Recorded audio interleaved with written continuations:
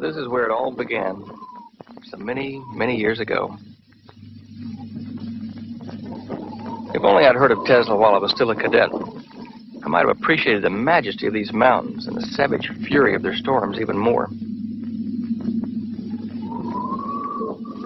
I wonder why I was even selected to attend the Air Force Academy, here, right at the base of the Rocky Mountains in Colorado.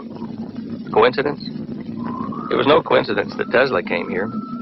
He wanted the power of the storms, electricity. And what about NORAD, buried a mile beneath Cheyenne Mountain? Are they seeking that same power, too? In the twilight years of the 19th century, a genius called Nikola Tesla stood alone amidst the swirling eddies of a rising technological storm. Now, 80 years later, his most astonishing discoveries may hold the only hope for man's continued existence into the future. This is the story of one man's search for that hope. Stan Deyo is a scientist and investigative author from Dallas, Texas. At one time in his varied career, he supplied information to the FBI. Now he lives quietly in Australia, a country alien to him, dotted with 16 sentinels of U.S. military might, making technological breakthroughs in the sciences of war and espionage. This is the story which led Stan Deyo on a search around the world. A search for rare documents and suppressed technologies. A search for the secret of mankind's only chance of survival as a race.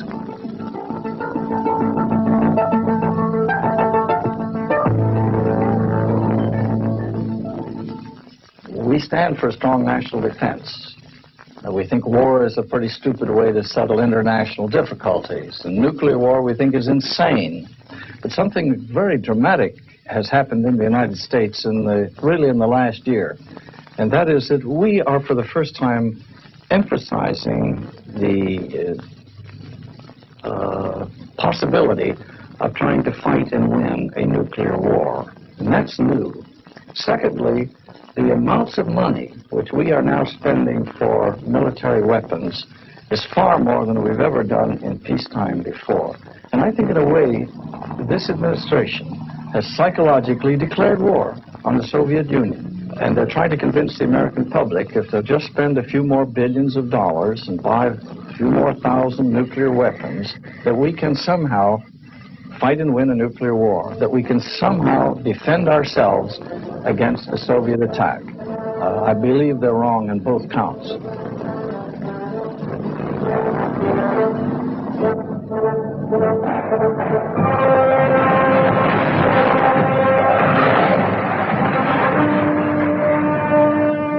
Good evening. I'm Stan Deyo. When I last spoke to Admiral LaRocque in early '82, I didn't quite know whether to believe what he said or not. But after further investigation, I began to agree with his viewpoint. I think we are headed for World War III. Now, I don't know about you, but I find that myself a rather frightening possibility. However, I think the future does hold some other options. So I want to share them with you tonight.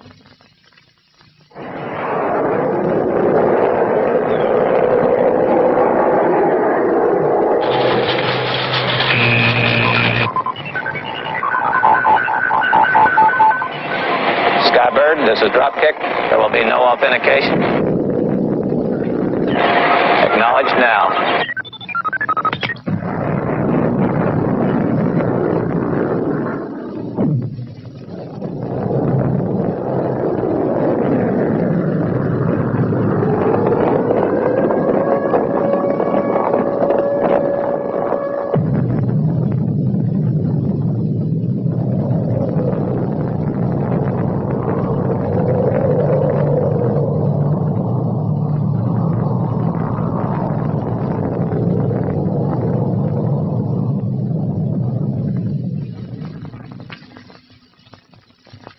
I'm sure most of you recognize this.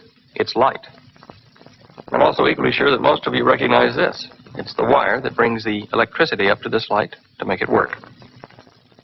But how many of you know the name of the man that invented the system that makes this electricity?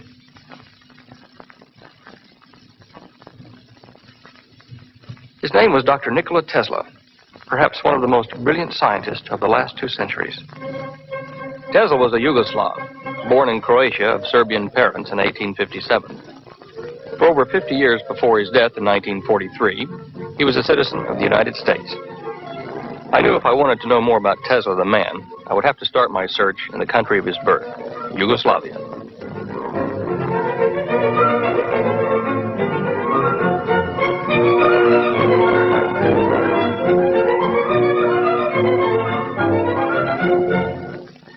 Belgrade, the capital of Yugoslavia, is a city divided.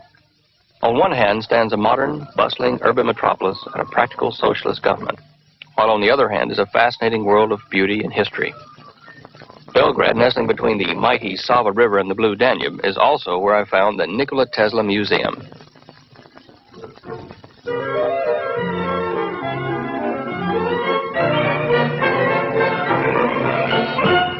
My first introduction to Tesla would be through Professor Alexander Marencic, a professor of telecommunications at the Belgrade University and a man intensely interested in the work of Dr. Tesla. How many of Tesla's personal documents and photographs do you have here in the museum at Belgrade? Well, there are over 100,000 documents and over 10,000 photographs in the museum, which are concerned some aspects of Tesla's work or photographs of Tesla himself in his laboratories, in various circumstances, his guests, his friends, and so on. Dr. Marencic, why do you think such a great man has been so neglected by the modern historians? To some extent, I think Tesla was responsible for it, because he was interested in basic research in some great things. And he neglected many important things in this life, for example, which make one well-known, somehow widely accepted. He didn't care much about that. He didn't care that the newspaper talk about him very much. He didn't even try to write many scientific articles in a way they were usually written by many other scientists. So he even turned somehow some scientists against him, or turned their attention from his work. Now, the first test, which was very important for the future development of the Tesla system, was made at Tela, Colorado, where Westinghouse built a small experimental plant, and where it was shown that really alternating current is very good. It really can achieve that what direct current system couldn't make it, or any other system which was tested at that time.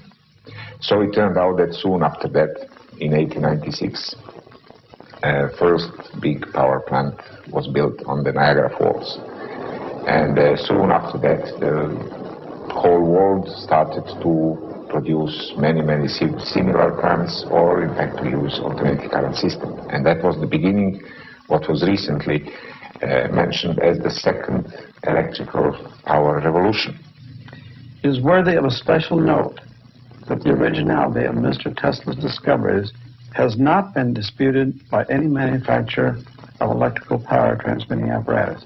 And that's the system we have today, the 60-cycle AC system. Feeling stifled in the technical atmosphere of Europe, Tesla traveled to the United States. But on the journey, both his wallet and luggage were stolen.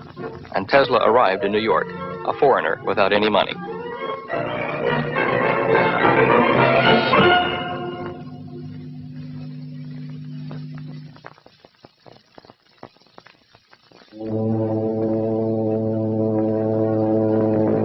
Tesla may have been penniless when he arrived in New York, but he still had his letter of introduction to Thomas Edison, the man who was to become his lifelong enemy.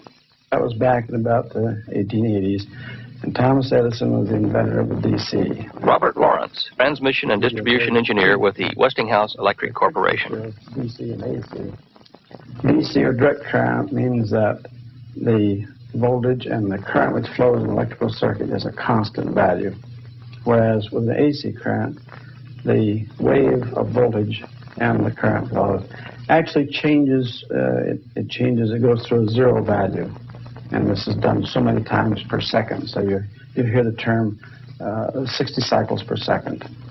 Now, Mr. Tesla and George Westinghouse were both on the side of the AC system, and of course the big and significant difference was that the DC system could only distribute or transmit power over a very limited distance. The AC system, because you could transform it and step up to higher voltages or lower voltages, could transmit over very long distances.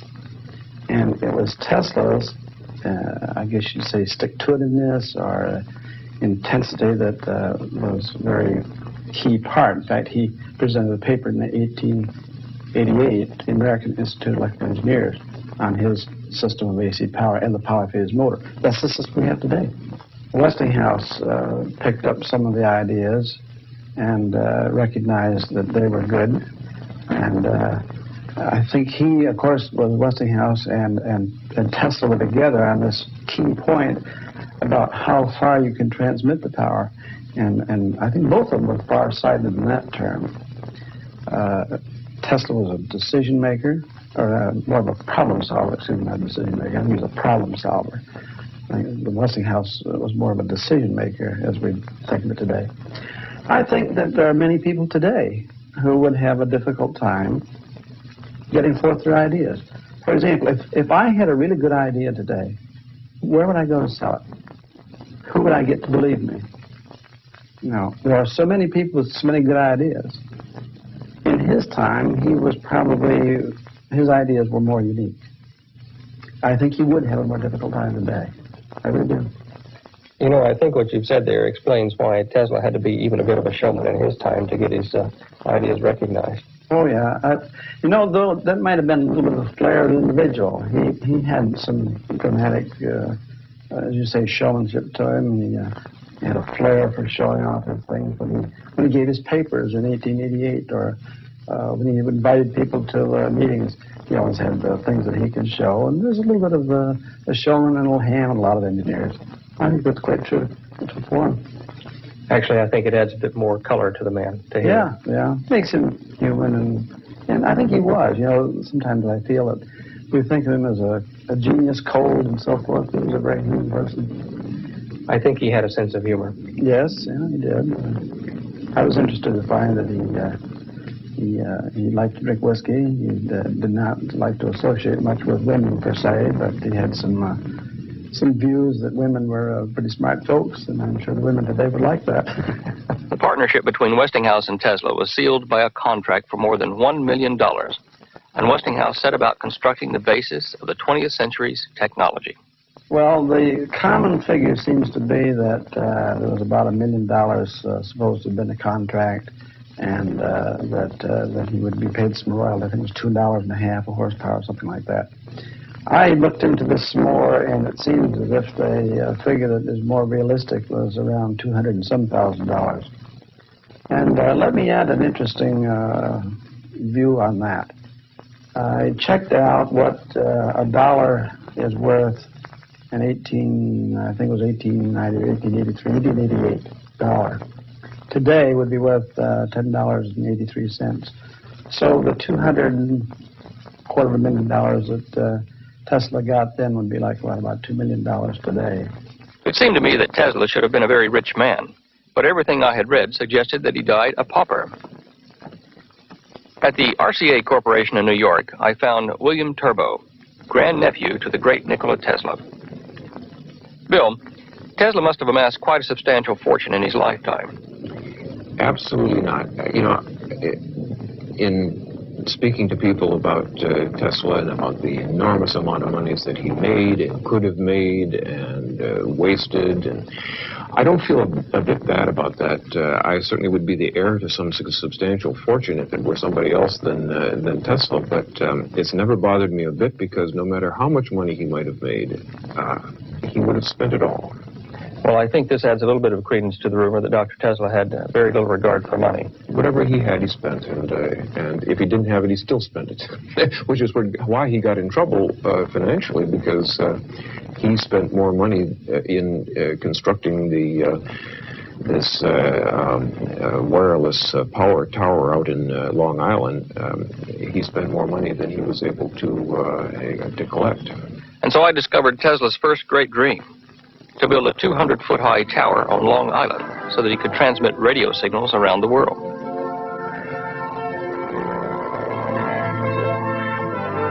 But there was a more ambitious aim still, to transmit from that same tower, without wires, pure electrical power. Power to light the homes and fuel the factories of every nation on Earth.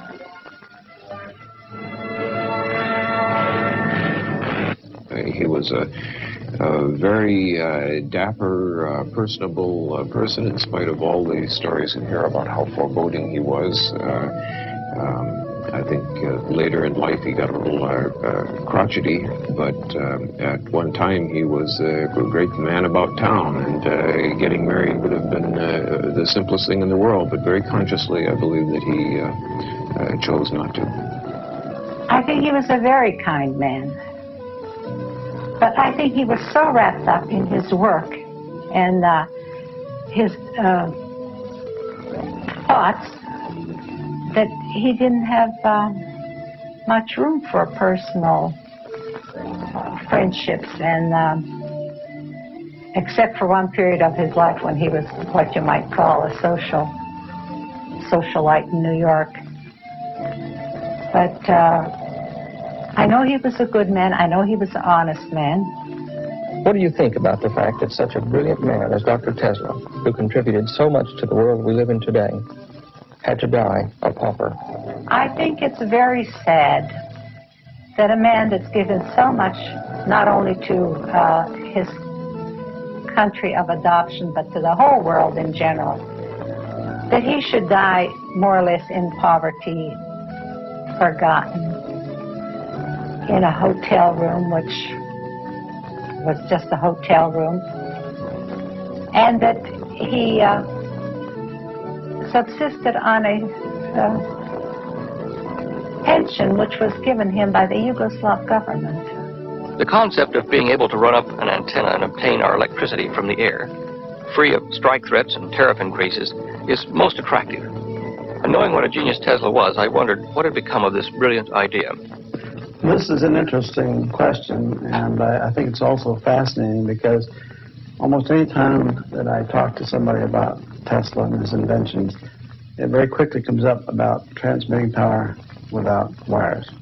If you go back to when he invented the first polyphase system, the first distribution and transmission power, that was the only thing. There was no competing technology, except the DC, and we quickly could decide whether that was economical or not, because you could only transmit a few miles. But if we now compared a new technology like transmitting without wires and had to commit a lot of resources to it, the other alternatives, which are already today in existence, would just not permit that to develop. About 1932 or 1933, the Marconi patent for the radio came up for review because in Tesla's effort to transmit power without wires, he had already passed the technology required to transmit messages or signals without wires. And he had I believe he had a lawsuit with Marconi, or at least a serious disagreement with Marconi at the time of the invention, but with the legal process and what have you, it was 1932 or so before the original basic Marconi patent was reviewed by the Supreme Court of the United States, and at that time it was overturned. So technically, Marconi is not the inventor of the radio. I can't say that Tesla is the inventor of the radio, but his work was cited as the principal work that predated Marconi's patenting. A couple other scientists also were mentioned in the suit that resulted in that overturning. What became of the tower that Dr. Tesla built for Mr. Morgan? Tesla had such an enormous reputation when he came to Morgan that practically anything that he might invent would have a business use. But the particular thing where Morgan stopped the funding was out at that tower because Tesla was interested in transmitting power without wires, while I think Morgan would have been happy to settle for transmitting messages without wire, which is like 2 or 3 orders of magnitude less difficult. And so while they were at odds as to where the research should stop, Marconi, of course, patented the wireless transmission, and even though that patent was overturned later, Marconi, of course, became a wealthy man, much better business sense, and Tesla tried something that was simply beyond the financial capacity that he had at the time.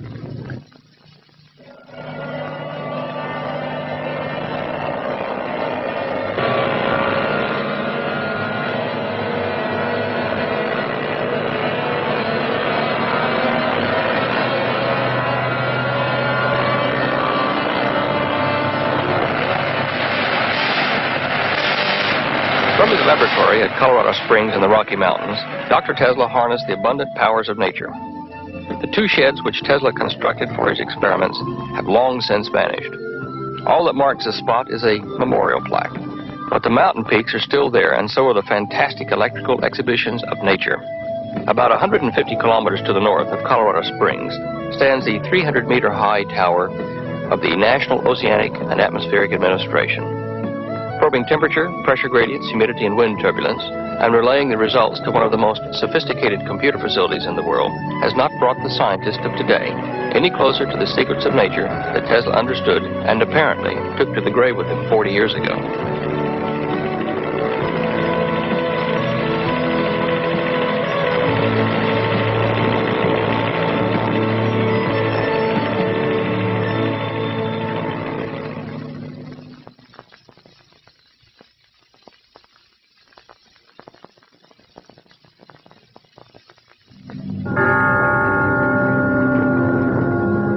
The Cathedral of St. John the Divine in New York, the largest edifice of Christian worship in the world. It was here on January the 15th, 1943, that more than 1,000 distinguished citizens from around the world gathered to pay their last respects to one of the greatest scientists in recorded history.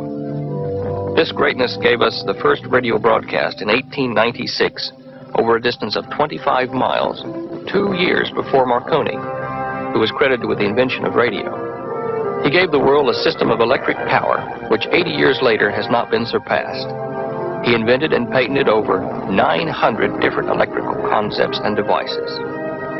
Are these ashes all that remain of this man, who even made it possible to bring down lightning from the heavens in the sight of man anywhere on the globe?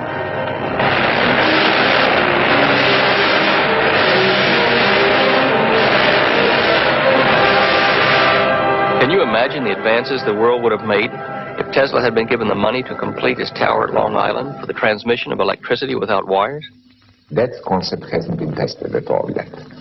What would happen if we really apply extremely high voltages? Perhaps, if the antenna is high enough, it would really produce some unexpected phenomena, as you mentioned, conduction of electricity through rarefied air. This is, by the way, what Tesla thought. And he mentioned in his patent that we should have an antenna of, say, 15 miles height, and that antenna would then reach the somehow rarefied air strata, and then that phenomena would be pronounced.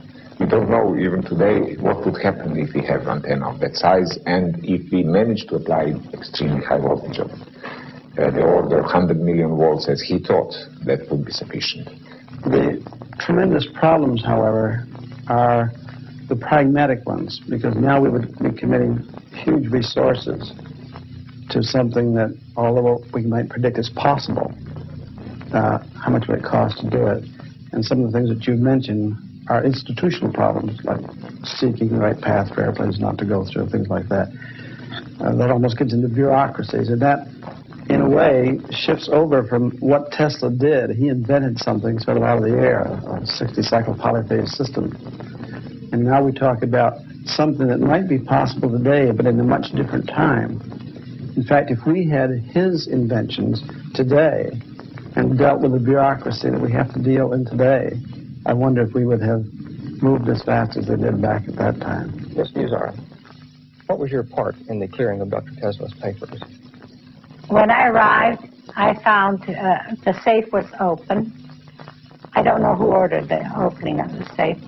I learned later that all the government officials and the police and the coroner and so forth, medical examiner, had been there and gone. We found the Tesla medal, gold medal, which was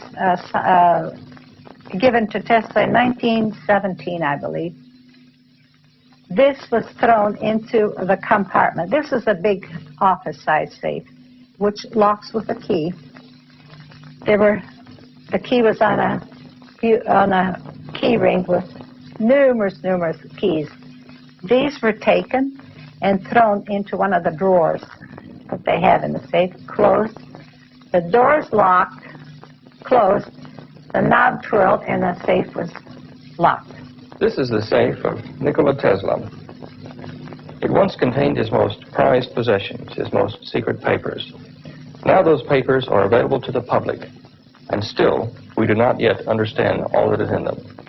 From New York, I boarded a plane to Boston to find Dr. John Trump of the Massachusetts Institute of Technology. Dr. Trump was now retired from the company he founded, High Voltage Engineering, but he agreed to meet me at the company office the next morning. In the spring of 1943, Dr. Carl T. Compton, who was then president of MIT, asked me to go to New York and examine the effects of Nikola Tesla. These were contained in an upper floor of a warehouse somewhere in New York City. And I spent a good deal of time examining one by one the papers, the books, and various other memorials that he had accumulated.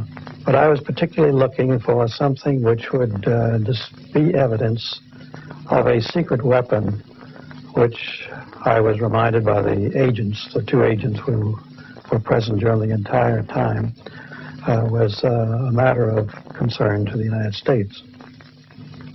In the course of this, I did come across a number of letters directed at the upper echelon of the British Empire, that is, I think, to the King and Queen, or perhaps just to the King of England, and also to the Tsar of Russia, explaining that he was the inventor of a secret weapon which had rather remarkable properties, and that he would be interested in entering into a negotiation which would lead to a disclosure of what they were.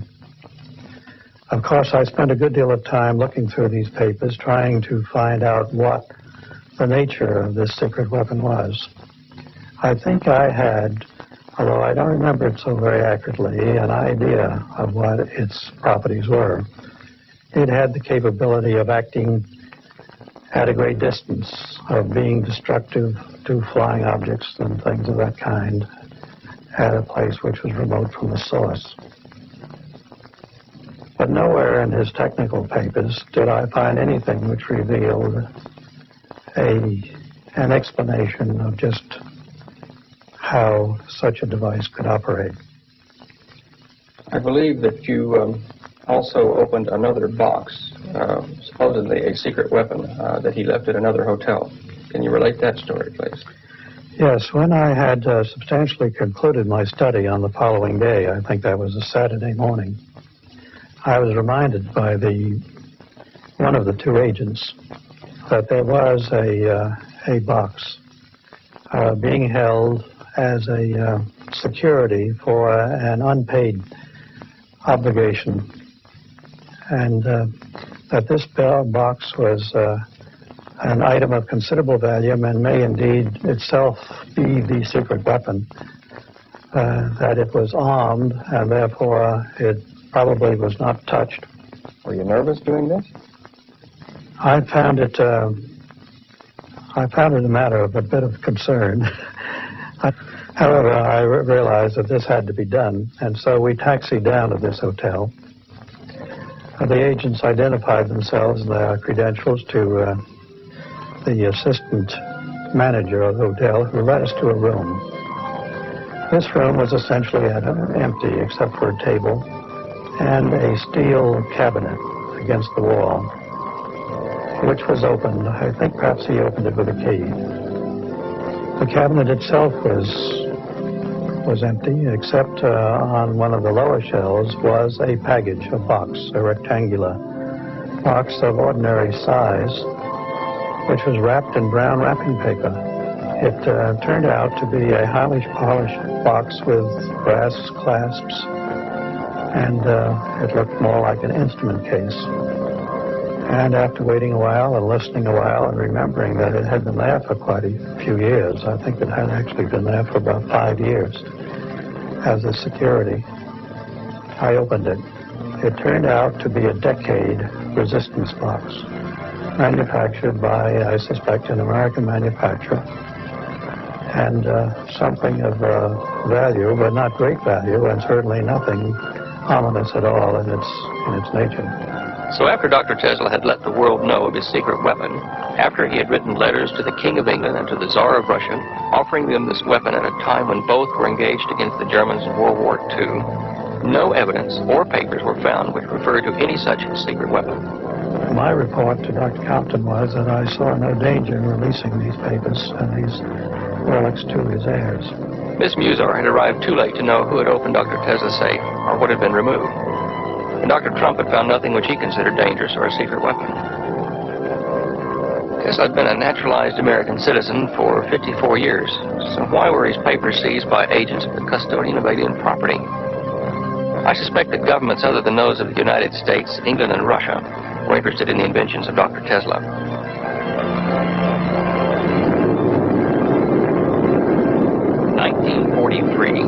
The year of Tesla's death was destined to become a year of the most imaginative scientific experiments in the history of the world.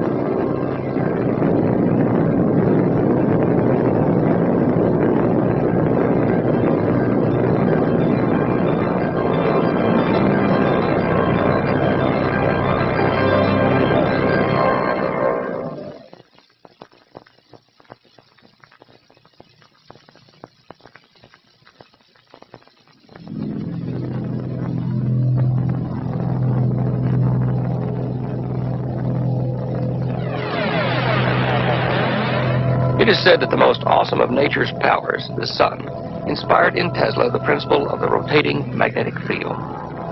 And using these same principles, he developed our current electrical system. Had all Tesla's research and work been forgotten, or could we continue to unlock nature's secrets using the same techniques Tesla himself had used? It was an article in a magazine that led me to Robert Golka, who at one time investigated the effects of lightning strikes on aircraft computer systems for the U.S. Air Force. I have the 25 million volt, 51-foot diameter Tesla transformer located there in a large hangar. It's a 44,000 square foot facility, and we can make the largest man-made lightning discharges in the world right there. Bob is managing director of Pyrosphere Incorporated, a small research company once located at the old Wendover Air Force Base in Utah. We formed this company to develop the fireball fusion reactor concept and to prove the concept of confining plasma in a ball-like arrangement. You said that you used the big Tesla coil at Wendover as a stepping stone to a process for sustained nuclear fusion. Could you kind of explain that process to me, the fusion process? All right. Basically, we take a CO2 laser, focus it down to a sharp point, and pulse it, which makes a little laser explosion, similar to sunlight going through a magnifying glass and setting a piece of paper on fire. So once the breakdown of the gas, or the little explosion takes place, then we heat that explosion gradually for approximately a half an hour. And as we heat it, we increase the pressure. This is all done in a large pressure vessel. We can achieve over 1 billion degrees, about 1.2 degrees temperature. All heat is the motion of particles. So if you can very effectively direct the motion of the particles, you don't have to insulate. You just control where the particles go, and you keep the heat in one place. How many times hotter than the sun would your fusion plasma become when you run it? Approximately 100 times. Do you think Tesla was working for this way back where he was? I don't think he was working on fusion at all. His diary notes state that he was very curious about the formation of ball lightning and wanted to investigate it more, but I don't think he had an application in mind. He simply mentioned it as a very curious phenomenon and was intrigued by it, but unfortunately never got back to experimenting with it. So Tesla may be responsible for even the next great revolution in the electrical industry, the changeover to fusion power.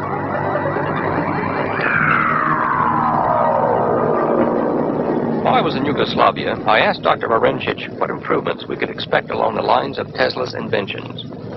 Yes, of course, even today we are further improving system and also extending Tesla's idea. A very interesting extension of Tesla's idea of rotating magnetic field is, for example, so-called linear induction motors. That turned out to be very useful, for example, in developing trains which can float on the magnetic field and then be driven by the linear induction motors. Without such motors, you couldn't drive a train, say, which is not touching the ground, which is just floating due to levitation, due to special kind of alternating current field, which is produced in a similar way to what Tesla actually was doing in his induction motors, but applied the same principle in a different way. Tesla is most known for the invention of the induction motor and the so-called father of alternating current, and those are the things that we see in common use today because they became practical immediately as Tesla invented them. But after that phase of his life was over, he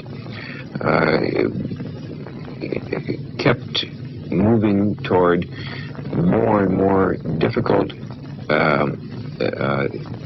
I shouldn't say difficult things beyond the state of the art to such an extent in science that a number of the things that he was thinking about were not able to be demonstrated as practical at the time he was thinking of them. And of course we've discussed the wireless transmission of power, which really that idea lay dormant for a long time because it was beyond the state of the art and beyond the particular use that there was for it. But since the Second World War, a problem has really arisen in armed forces or national defense that part of the defense posture of this country is certainly based on submarines operating, and technology in submarines allows them to operate at much deeper depths than World War II submarines, for instance. And so communicating with them became impossible. In World War II, the submarine would come to the surface and run up an antenna and take radio messages. But if the submarine is 200 feet below the water, they can't run up an antenna very well. And so it became, the idea sort of surfaced, if they use particularly low-frequency transmission, which requires an enormous amount of money, an enormous size of the distributing antenna, that this would be a way of penetrating the sea to communicate with these submarines. And the Navy, I believe, has a project, Sanguine, of that name, I believe, that is constructing an antenna system in Wisconsin, which is based essentially on Tesla's principles. It's the first, it works, and it's the first time that there ever was a need for such an antenna system, and it's interesting that it does sort of connect the ideas that Tesla had in 1910 with the practicality of 1955 or 1960. The association between Tesla and wartime submarines is not unique. In a spectacular and unbelievable demonstration in Madison Square Gardens in 1898, Tesla caused a sensation with the successful operation of the world's first ever remote-controlled device. It was the time of the Spanish-American War, but Tesla's astonishing robotic submarine grabbed front-page headlines.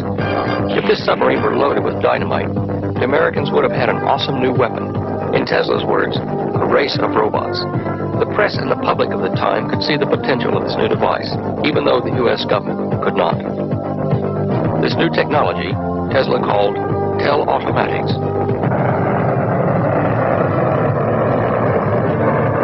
Two Voyager spacecraft were launched by NASA in August and September 1977 on a 10-year journey that will take them close to the planets Jupiter, Saturn, and possibly Uranus. This is Voyager Mission Control at NASA's Jet Propulsion Laboratory in Pasadena. It is here that the two spacecraft are continuously monitored. It is also from here that periodically updated computer commands are prepared and sent. Because of the great distances they are traveling, the voyagers are essentially automatic. Project scientist Dr. Edward Stone. For instance, at Jupiter, which is the closest of our encountering objects, when something happens on the spacecraft and it is put on the telemetry on the radio beam sent to Earth, it is then 40 more minutes before we receive that signal at Earth. So it's at minimum 40 minutes before we even know that the spacecraft has done something. The Voyagers, interplanetary explorers, en route now to study Jupiter and Saturn, the moons surrounding each of those distant planets, and the space in between. In this book of 1919 is an article by Nikola Tesla entitled My Inventions. And in this article, he talks about things to come using his broadcast power without wires, based upon his proposed project at Long Island. In this particular article, he talks about an aircraft that he wishes to build that will run by electricity, without propellers, without rudders, and at a speed of 350 miles an hour. I'll read you his words. The new self-propelled aerial Tela automaton, devoid of propeller, sustaining wings, and all other means of external control. It can attain a speed of 350 miles an hour, and that was fast in those days, and will reach a predetermined point 1,000 miles away, accurately within a few feet. And so it was that I discovered Tesla's second great dream, to build a wingless electric aircraft. Tesla the adult was constructing the dreams of his boyhood. Tesla wanted to fly noiselessly at great speeds, and using the secrets of nature, he had almost attained that dream. Now I could understand the crushing defeat he must have felt when his tower on Long Island was destroyed. And I also understood why he had turned into an empty and lonely man. The World Power Broadcast System was the last electrical project he ever attempted. Without his tower, he could not transmit electricity to his aircraft. So, drained of any humanitarian ambitions, he retired, beaten and betrayed.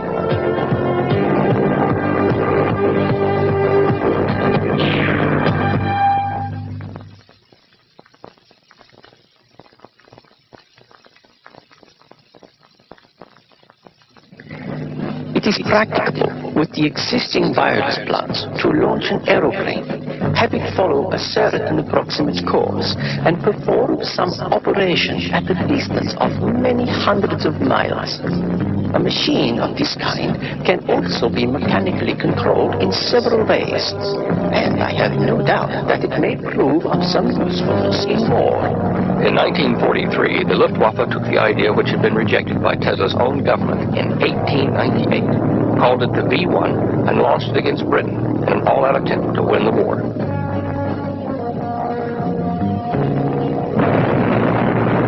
Spurred on by victory, the Germans advanced into a modern age of missile warfare with the successful construction of the deadly V-2.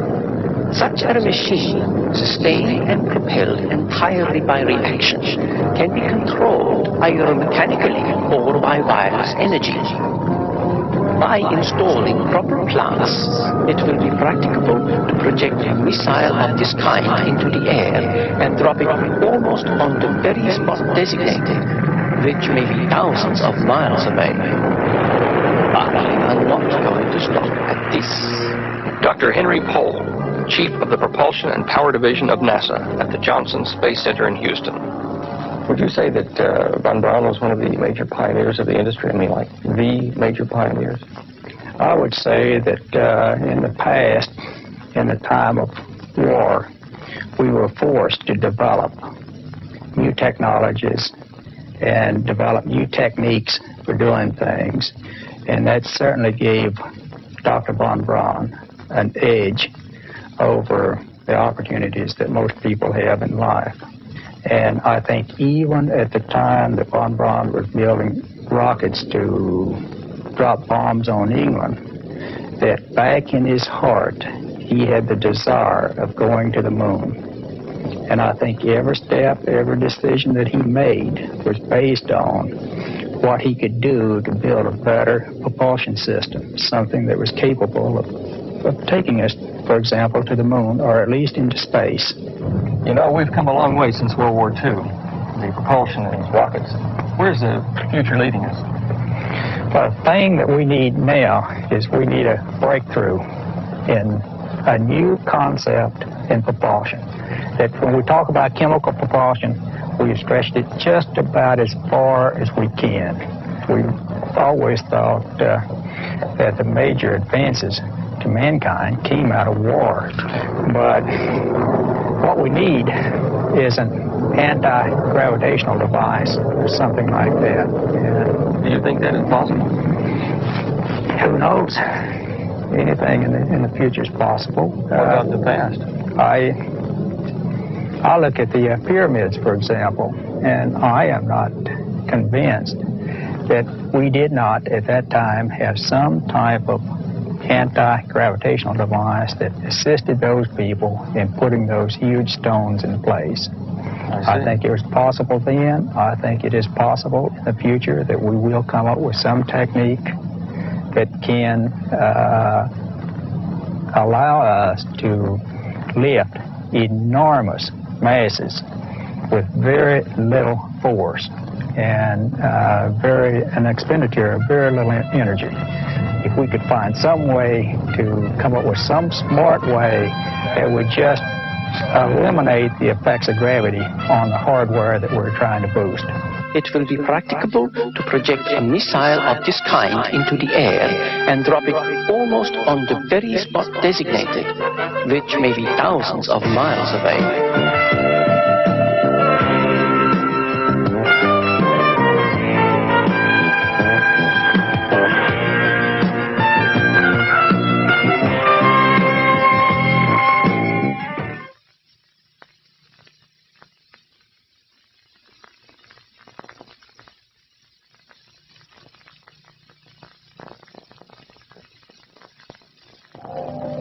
Minus 10, 9, 8, 7, 6, 5, 4. We've gone for main engine start.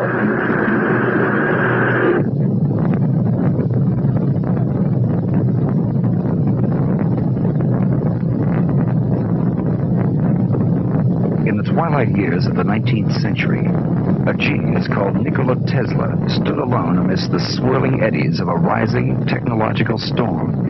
He invented the system of electricity we use today. He discovered the principles of radio transmission and remote control, and he dreamt of building an electric aircraft that would fly him to the planets. Stan Deyo, a scientist and investigative author, has traveled the world to find that dream, for it may be mankind's only chance of survival as a race. This is the story of that search.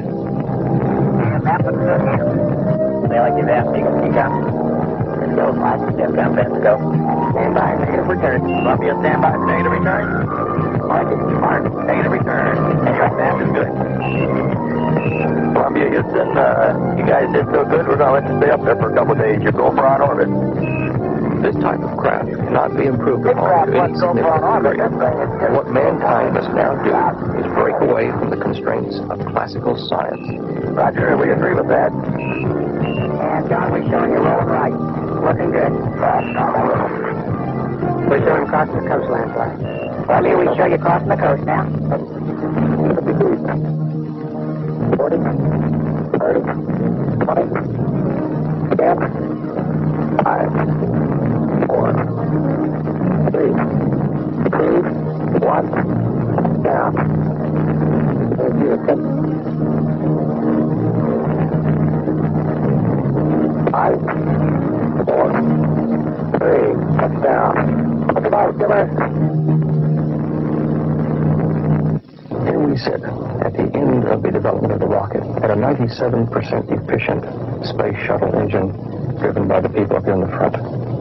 Where do we go from here?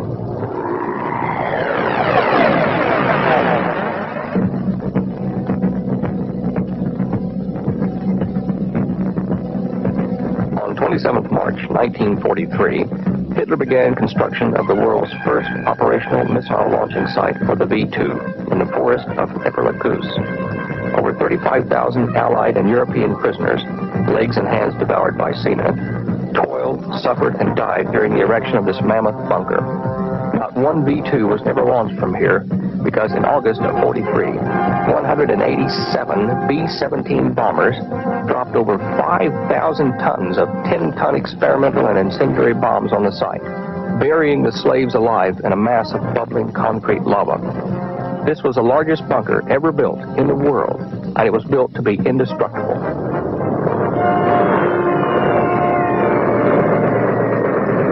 It still stands today, fractured but intact, a memorial to the sacrifices made by the free people of the world during the horrors of the Nazi tyranny.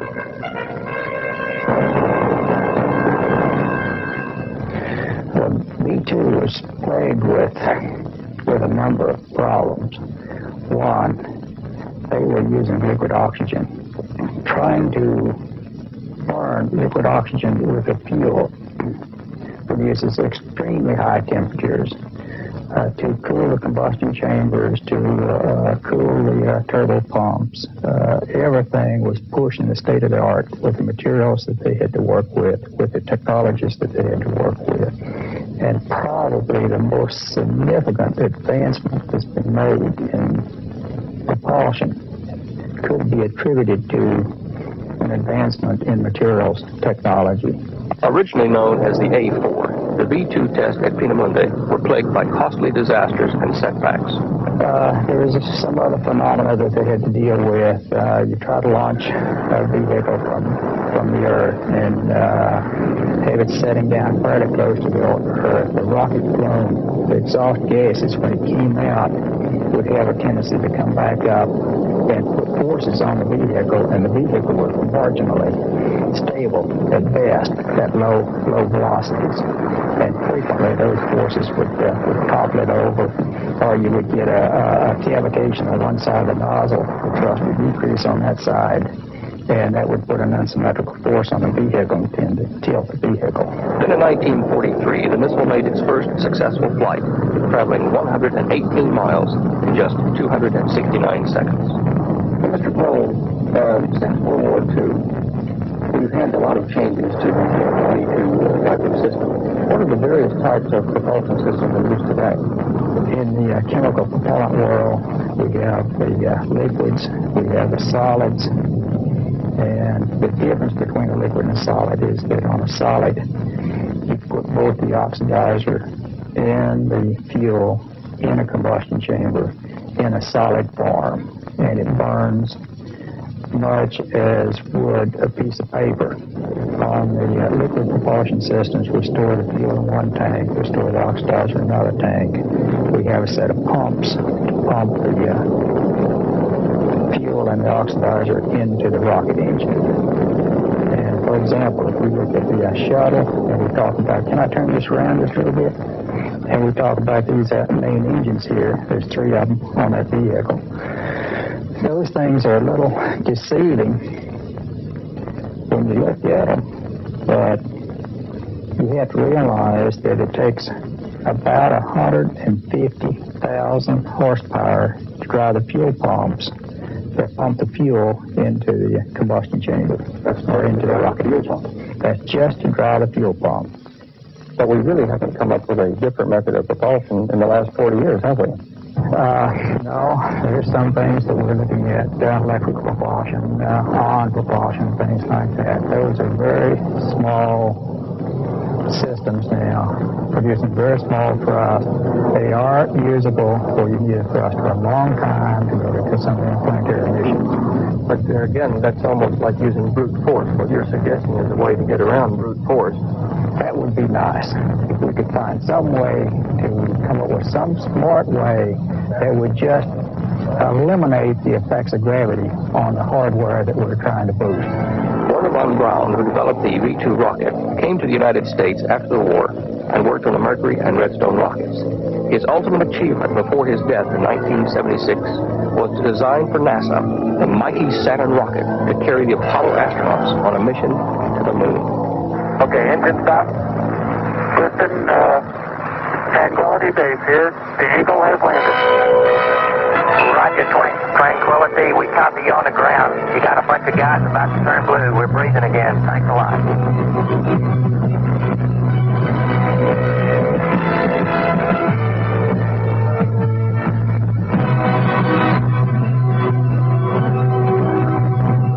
getting a picture on the TV. I'm going to step off the limb now.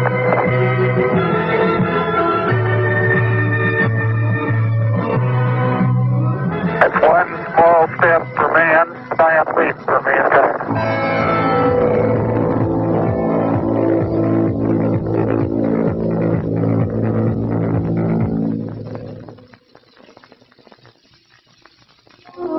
Albert Einstein, theoretical physicist and mathematician, perhaps the best-known scientist in a world of technology and science. In 1943, while England was reeling under the impact of guided missile bombardment, he undertook one of the most amazing and fantastic scientific experiments ever devised by man. Codenamed Project Rainbow, the objective was to place two massive electromagnets around the hull of a ship and make it disappear. The possibility that papers stolen from the safe of Nikola Tesla may have led the Navy to such a science fiction type experiment was almost too fantastic to consider. The only thorough investigation of this highly classified and bizarre experiment to date has been done by Charles Berlitz. It was basically an experiment in invisibility, which developed in a rather unusual way. Of course, during that time that it was developed in 1943, during the war, we were trying all sorts of experiments to stay a few steps ahead of our opponents, and this was just one. There was also an experiment going on in the Pentagon, in the research section, involving the use of a ray, a sort of a death ray, you might call it. The Philadelphia experiment, which was an experiment to render ships invisible with obvious advantages. And a third experiment, which put the other two on the shelf later, and that was the experiment of the Trinity Project, which of course became the atom bomb. Each one of them represented the use of forces that had not previously been used. But the Philadelphia experiment is especially interesting because it expresses a dream that mankind has always had, the ability in wartime to render oneself invisible. But of course, it wasn't really developed. It was to make the ship essentially invisible, but they didn't know it would go as far as it developed. A group of scientists had been working on it for several years, including Einstein, and of course among our American scientists that cooperated, among the very first place was Townsend Brown. The ship became later the DE-173 and was called the Eldridge. It was a destroyer escort, and the men were specially chosen not only from the Navy but also from the Merchant Marine.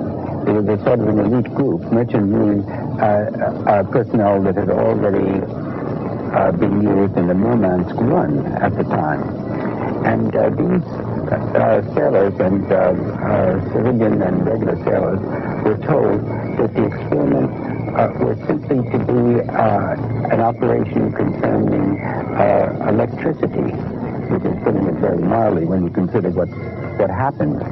The ship seemed to glow in the field, and all of a sudden, with a sort of the way you put on a neon light, except in reverse, it flicked off instead of flicking on, and there was no ship there. To the consternation of the Navy brass and the other people who were expressing assisting at the experiment, but to the much greater consternation of the crew on board. When Charles mentioned the glowing ship, I remembered hearing various reports on UFOs that glowed and hummed.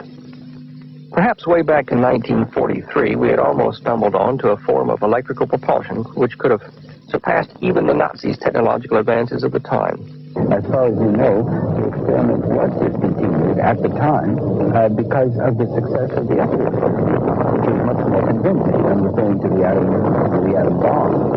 After this, we were able to find out what the feeling was of the crew. Some of them seemed to be running down the decks. One of them felt that he'd been blown off the ship as a result of the experiment. And as he was trying to get back on the ship, but actually he was on the ship all the time, and he seemed to be running through a cloud and see shapes where he didn't expect to see shapes before. All of a sudden, after just a few seconds, according to the people on board who have been able to talk to us about it, they found themselves at another place. And it was Newport, where the ship had a berth.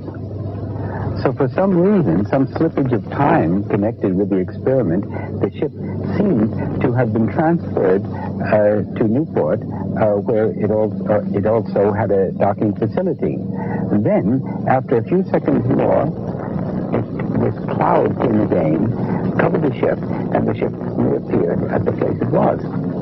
The crew had not been psychologically prepared for what would happen to them, and they ended up very badly. Some of them, has been fairly well established, died as a result. Others spent years, according to their own statements, in Navy hospitals.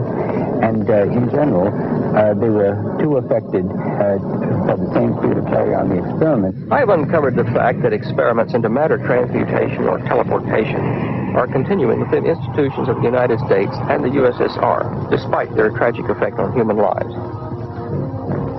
That afternoon, as Flight 177 took off from Fort Lauderdale and nosed its way through the Bermuda Triangle, I wondered who this mysterious Townsend Brown was. Albert Einstein had died in 1955, but maybe Brown was still alive today.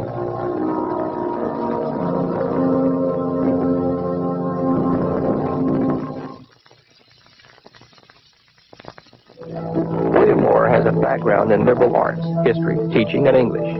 He also speaks fluent French, holds a degree in Russian, and is co-author of the Philadelphia experiment. Stan T. Friedman holds bachelor's and master's degrees in physics and spent 14 years working on classified government-sponsored programs. Since 1970, he's been lecturing in schools and colleges across the United States and Canada on the presence of alien craft around planet Earth. We have been told that the Air Force was the chief agency involved in the investigation of UFOs. We have been told about Project Grudge, Project Sign, Project Blue Book. And we've been told that these are essentially the only efforts by the Air Force to investigate the phenomenon of UFOs. And that Project Blue Book was closed in 1969. And that its records in 1975 were transferred to the National Archives. And so if you write a letter of inquiry to the government, any agency of the government, you invariably will get the same answer. The government's files on UFOs were transferred to the National Archives. Project Blue Book material is totally available, and it can be viewed or obtained from the National Archives. There's only one thing wrong with that statement, and that it is not true. And it becomes increasingly clear that they have known a great deal, and that they have been keeping it from the American public for reasons known to the government. Allegations of UFO cover-ups are nothing new. But I had arranged to meet Stanton and William in the small Arizona town of Prescott.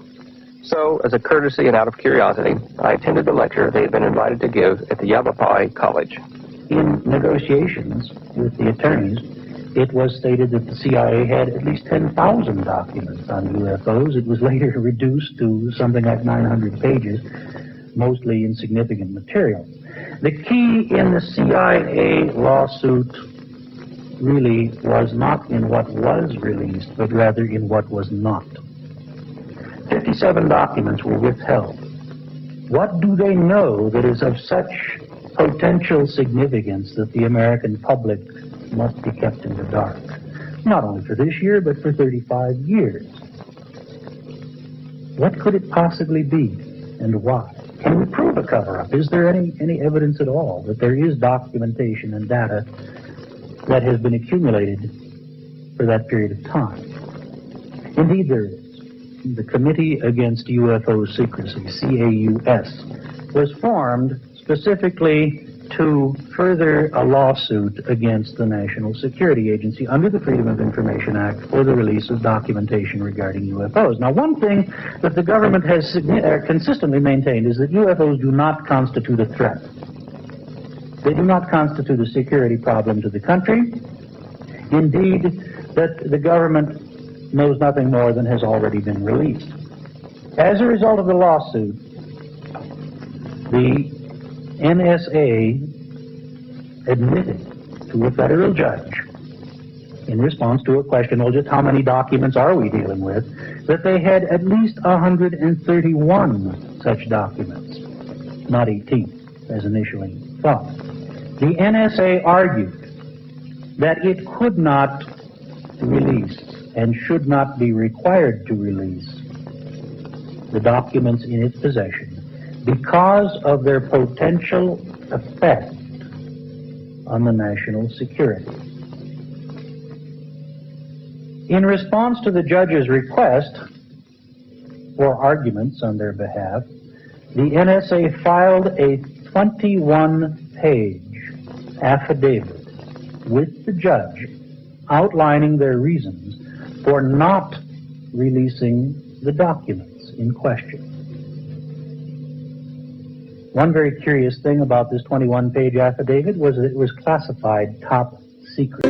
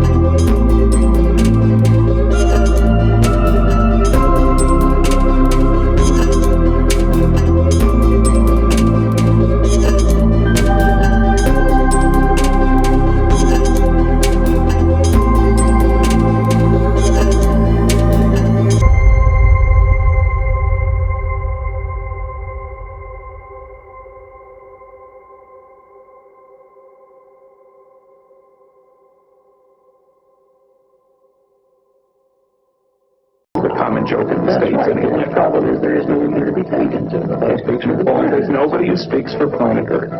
Certainly not the President of the United States does not speak for 4.5 billion. That's right. He's got enough trouble for his own staff lately. But yeah, I think maybe the prerequisite for their communication with us is that we talk to them first. We ask them to talk to us as a planet. Now, there's been almost no thinking along that. It was obvious that these two were nobody's fool, but I was still unconvinced unless there was something more concrete to be offered as evidence.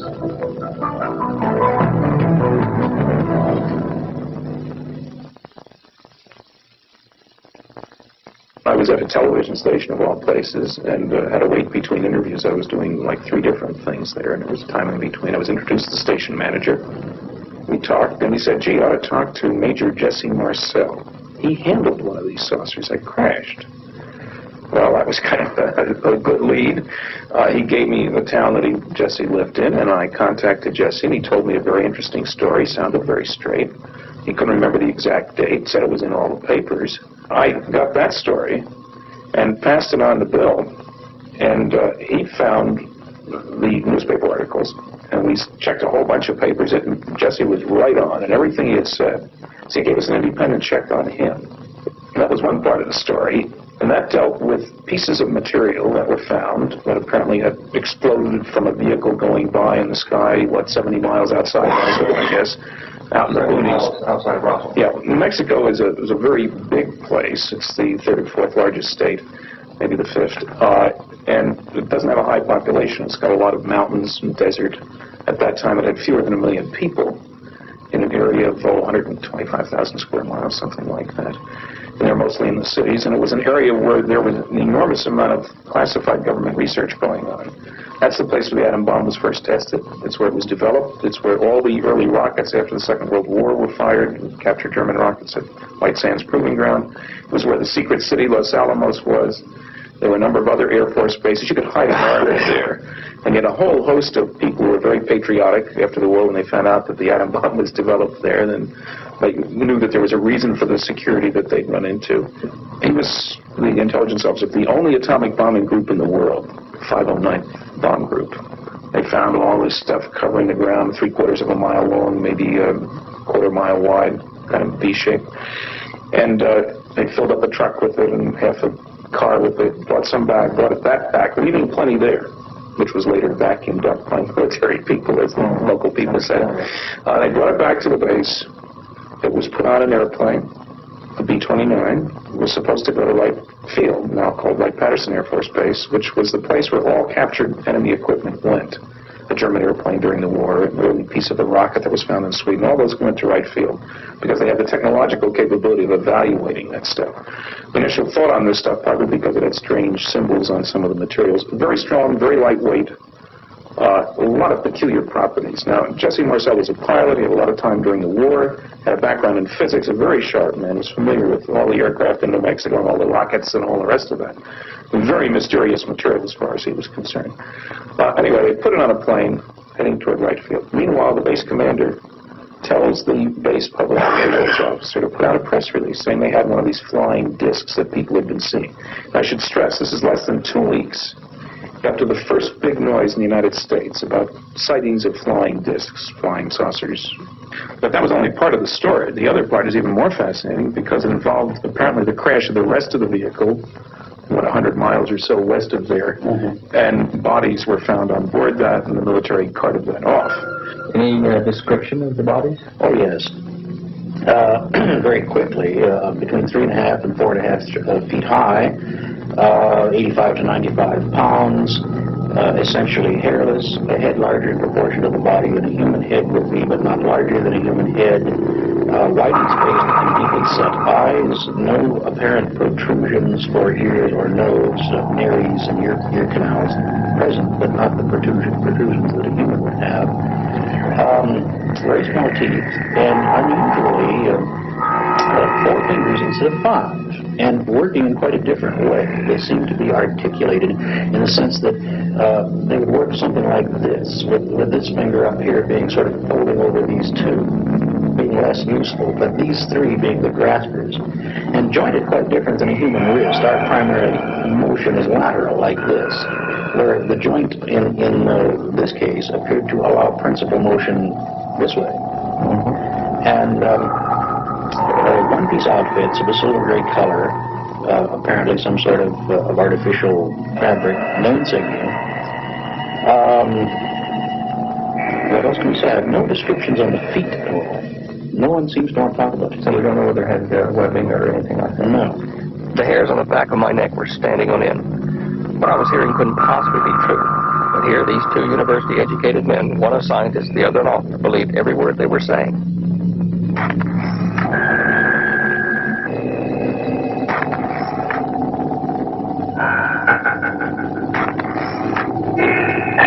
later in the nation's capital, I kept my appointment with Philip Klaus, the senior electronics editor for Aviation Week of Space Technology. My interest and activity in the UFO field is a hobby, and I'd like to emphasize that. Not long ago, a group of American citizens calling themselves CAUSE, Citizens Against UFO Secrecy, launched an action against the Central Intelligence Agency of the United States under the Freedom of Information Act, trying to get information from them about the UFO cover-up. Do you know how valid the information was they found? In December '78, when the CIA released about 900 sheets of paper, of which these are some, I went through them with a fine-tooth comb. Out of those 900 pages, there were about 250 sheets over a 33-year period, and that had something of value. At least I felt it did. Do you personally believe that some of these UFOs are intelligently piloted craft? Now, you've raised an interesting point. One of my favorite UFO reports came from a little old lady in New Jersey. I think it was Hackensack, New Jersey. A few years ago, in the newspaper, she reported seeing 3 UFOs flying in formation. And when she was asked to describe them, she said they looked exactly like 3 jet fighter planes. Well, almost certainly they were 3 jet fighter planes, and hopefully they were controlled by intelligent beings, U.S. Air Force, U.S. Navy pilots. I feel that the documents that were released by the CIA in response to that, nearly 1,000 pages, which I have and which I've carefully studied, I feel that it's been very useful. And I'm delighted that they took that action and that the papers are public. Because what those papers show is that there is no conspiracy, there is no secrecy, that in 1952, nearly a third of a century ago, the CIA briefly got interested in the subject in response to a request from the White House. And so these papers contradict the popular idea that the CIA has had an ongoing program investigating UFOs. The papers show that that is the opposite from the truth. And so these papers contradict the popular idea that the CIA has had an ongoing program investigating UFOs. The papers show that that is the opposite from the truth. The case was appealed to the Federal Court of Appeals for the District of Columbia. Oral arguments were heard on October the 28th of 1981. Both Stan and I were present. There was a press conference the day before. 6 days later. 6 days later. Now keep in mind, a federal appeals court, the normal time for the issuing of a ruling on any case is anywhere between 2 and 6 months. 6 days later, the Federal Court of Appeals, a 3-judge panel, issued a ruling essentially upholding the ruling of the lower court, stating that the lower court had acted properly and refusing to order release of the documents in question. Again, as in the lower court proceeding, the 3-judge federal panel had not viewed the documents in question, had again referred to the 21-page top-secret memorandum, which they had to be granted special security clearances to even see. Mind you, federal judges being told by the NSA, well, we'll have to do a security check on you people before we can even show you this affidavit. Now, that's certainly an indication that at least one agency of the government is aware of UFO documents. And here in the CIA papers, once classified secret, we see a memorandum in which they describe their briefing by the Air Force, and they discuss the theories that the Air Force holds. He said there is one theory that UFOs are a secret American development, but they say, you know, we've checked everyone high up in government, and nobody knows of any secret U.S. Another possibility is that these are a Russian development. But we have no indication that the Russians have developed flying saucer-type craft, and it doesn't make sense that they would test them over here. You test those sort of things in your own secret facilities. And they said the third theory, and here I'll read it, is the man from Mars, spaceships, interplanetary travelers. Even though we might admit that intelligent life may exist elsewhere and that space travel is possible, there is no shred of evidence to support this theory at present. As Philip read from the documents, I knew that he'd overlooked a very important point. He'd assumed that if the craft were being built in America, they must be a government project. He had not considered that they could have been built by private enterprise. All right, one crashed in 1947. We picked up the pieces. It was hauled away. There was a special project set up to examine, and so on and so forth. Here we are 35 years later. Why don't we have these things? Why haven't we duplicated the technology involved? Why aren't we flying saucers? Consider this. Suppose that a modern F-16 fighter aircraft crashed into a field outside of, say, Washington, D.C., in the middle of the American Civil War in 1862. How long, then, would it take President Lincoln's finest scientific advisors to figure out how it worked, duplicate the technology involved, and use it against the Confederacy? The answer is, it couldn't have been done. They might have been able to tell you that it flew in there, but they certainly wouldn't have been able to tell you how, because the laws of aerodynamics were unknown at the time. They might have been able to tell you it was metallic, but they would have had problems analyzing it because many of the metallic elements involved were considered at that time to be unknown. Aluminum only developed a couple of years, well, I guess 20 years earlier than that, and something that no one used in the Civil War because the melting point was too high. They couldn't work with it. Other metals, titanium, those sorts of things either were unknown or were so exotic that no one was able to do anything with them. Even something as simple as jet fuel, oil, essentially, would have been totally beyond their technology. The first oil well, indeed, was drilled in 1860 or 58 at Titusville, Pennsylvania. But the first process to crack oil and get gasoline and byproducts out of it was not developed until 1913.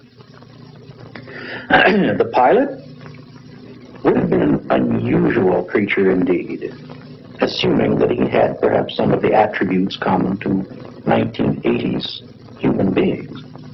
Because consider this, in 1862 the average height was 5'7". The average weight was something like 130 pounds. If we're dealing with a pilot 6'2" and he weighs 180 pounds, he would have been a giant to those people. And let's go a little further. Maybe he's got contact lenses. Or maybe he's wearing a plate, plastic tooth, or teeth in his mouth. Plastic. 1861, what on earth is that stuff? They might have known something about Bakelite, perhaps, but that's pretty primitive as far as plastic. And I'm not even sure that Bakelite was around in 1860. And electronically speaking, the technology of the aircraft itself, the electronics equipment on board that aircraft, and there's a great deal of it on F-16, would have been absolutely incomprehensible. In 1959, the U.S. government cooperated in the research and development of an elementary flying disc, but this project was prematurely abandoned. My own research in this field reveals that they had discovered a new principle, which they apparently failed to recognize in time to save their project. The Avro disc now stands on display at the Fort Eustis Army Transportation Museum in Virginia. Actually, it wasn't called the Avro disc, it was called the Avro car, was its official name. And it was developed in the early 1950s by A.V. Rowe Limited in Canada. A.V. Rowe, on one of their other projects, became interested in the air cushion and began to see if they could make a flying vehicle. After a few years, the United States Air Force became interested in this particular project and gave them some funding. Later on, the United States Army also became involved and provided additional funding for the project. But what the Army was looking for was a craft that could rise up in a ground effect and then from there take off into free flight. The Avro car was powered by what? It was powered by 3 jet turbine engines. How did the air pattern work on it? Well, air was drawn in over the top of the vehicle and then was ducted down and blown out through the bottom. Sort of like the standard hovercraft for sea. for challenges. Precisely. Can you tell me something about its performance in flight? It really wasn't very good. It was able to raise itself to a height of about 3 or 4 feet, but they had very great problems with the stabilization of the craft. It was able to move backwards and forwards, but even there, as the films we have show, it was not able to move very fast. And I think perhaps that's the real problem with it, is that they were going in the wrong direction. The air cushion used by other people became very popular as hovercraft. The project finally came to an end in about 1962 due to problems with the fact that the power was not sufficient and the stabilization also was creating problems. Development of the vehicle resulted in a gradual improvement from the relatively unstable first flight requiring rapid pilot input.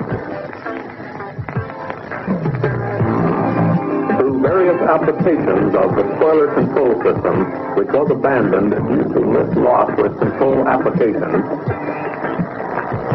and ultimately to the introduction of the focusing control ring, which resulted in the most significant improvement to date. In the most recent configuration, with the addition of the pneumatic control boost, the vehicle displayed stable flight characteristics at a height of 3 feet and at speeds up to 30 knots. The wind tunnel test data showed, however, that the focusing ring control, though it had been developed for satisfactory hovering, was not good enough for forward flight, and that fairly extensive modifications were required to add an improved forward flight control system. Testing was therefore discontinued until the two vehicles could be modified in readiness for further wind tunnel and flight test programs. Certain designs and inventions lodged with the U.S. Patent Office prior to 1959 reveal the name Agnew Bonson, but no further reference was found of him after 1964. In California, I located his two sons, Frank and Hunter Bonson, and they told me about their father's research work and his untimely death. He was killed in a plane crash in June of '64. He was flying his own plane. It was a company plane.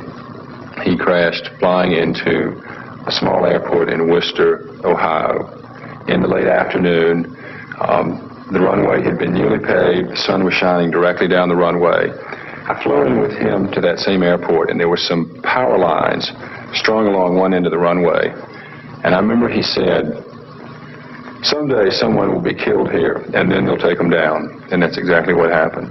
I think he was thought of by many people as being a crackpot, I guess. I didn't really say that. It but bordered on genius. It's the same type of thing that for any person ahead of his time, that people can only understand as much as they can grasp.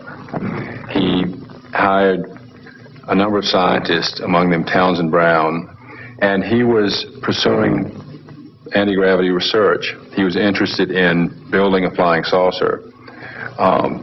His other primary interest was world peace, and the two went hand in hand, to build a spaceship, an anti-gravity machine, to aid in bringing about world peace.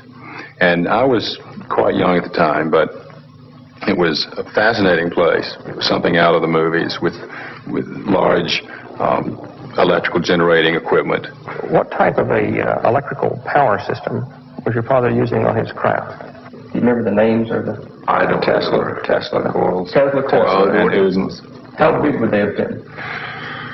I remember some standing units that were, let's see, it would have been like 9 feet tall. 9-foot Tesla coils?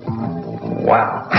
Being only young at the time, the boys were unable to tell me anything about Townsend Brown. But J. Frank King, a co-worker on the anti-gravity project, told me the full story.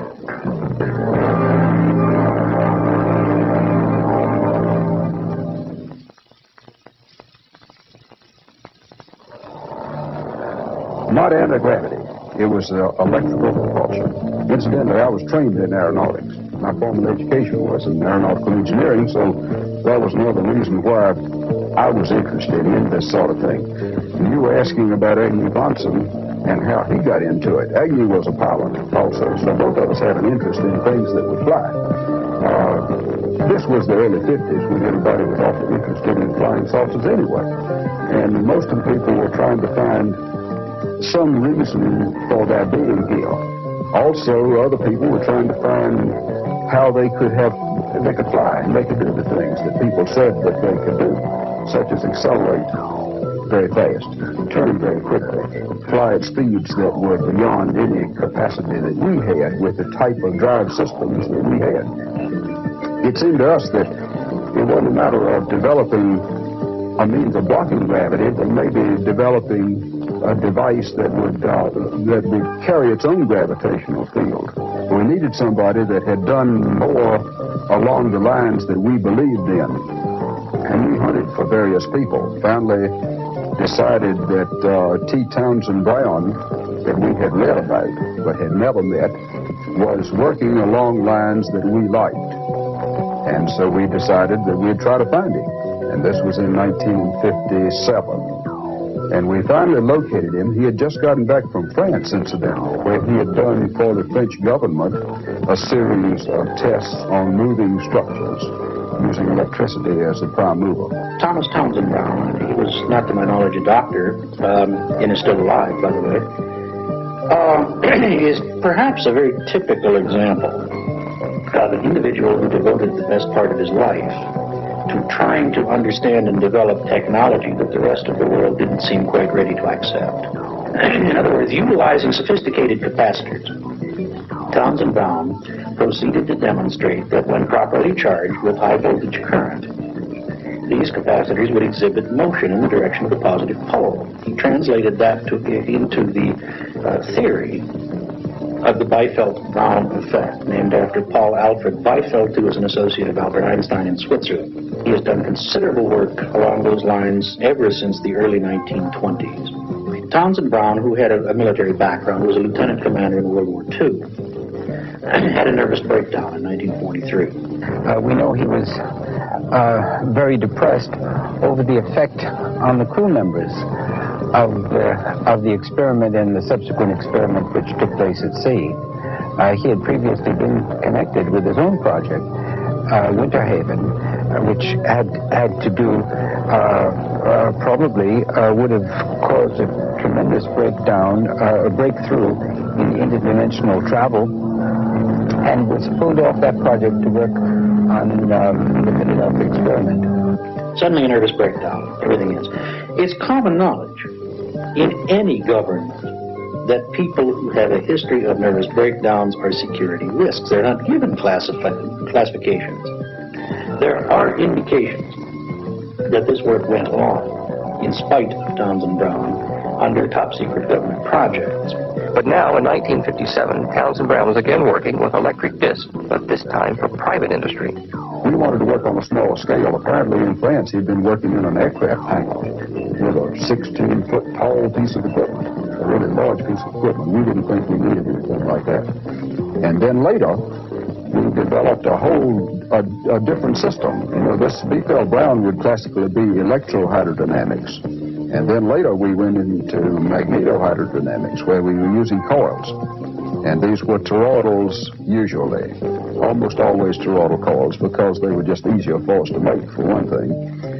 It seemed that it directed the energy more nearly where we wanted it to go.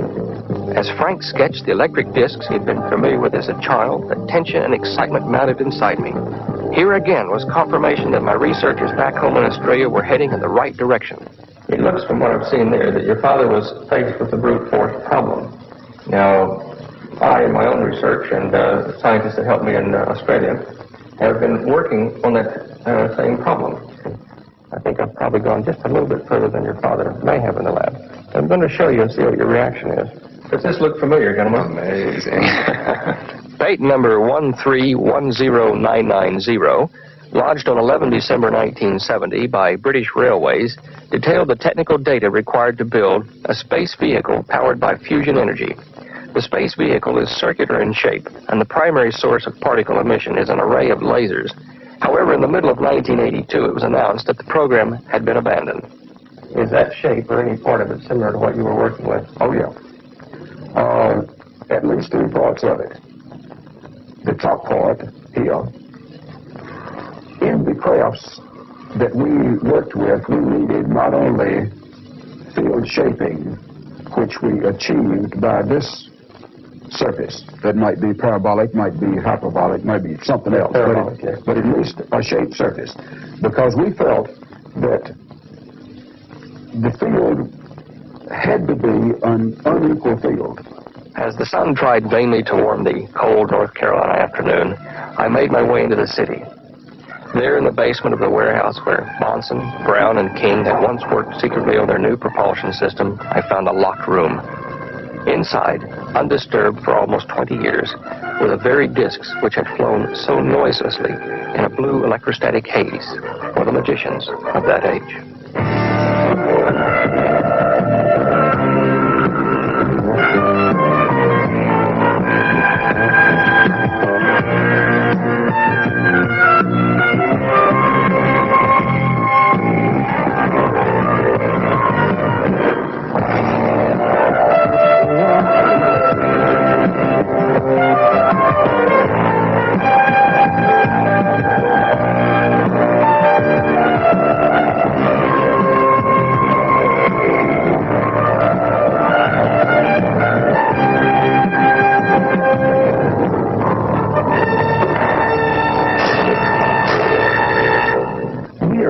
To solve the problem. Those of us in this room, those of us in the United States, those of us that are here on Earth, we have the problem, and we can't look to a solution, to something in outer space or some magic device.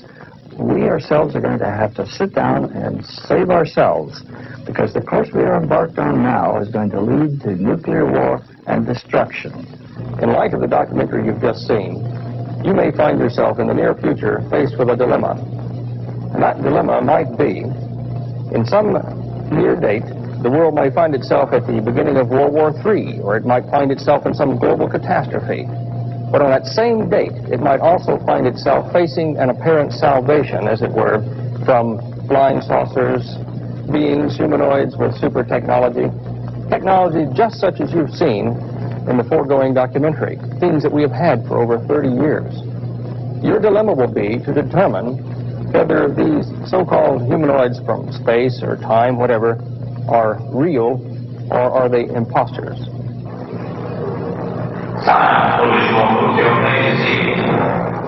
is the standing order of your agency?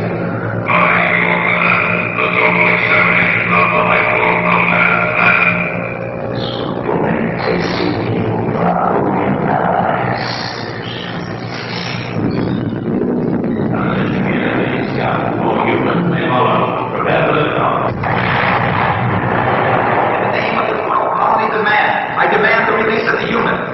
Yes, fine.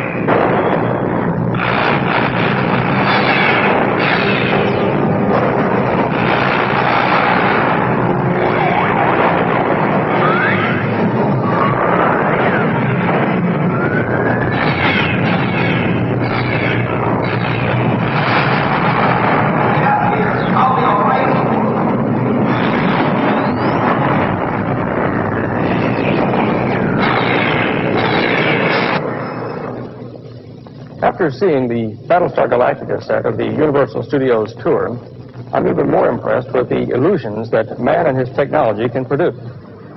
Remember, things are not always as they appear to be.